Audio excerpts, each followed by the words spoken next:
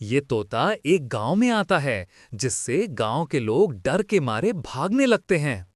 तभी एक बहादुर किसान तोते को पकड़ लेता है और एक पिंजरे के अंदर बंद कर देता है।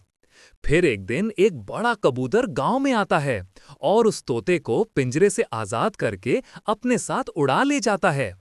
फिर तोता और कबूतर वहां से बहुत दूर भाग आते हैं, लेकिन तोता रोने लगता है क्योंकि किसी ने लाइक सब्सक्राइब नहीं किया।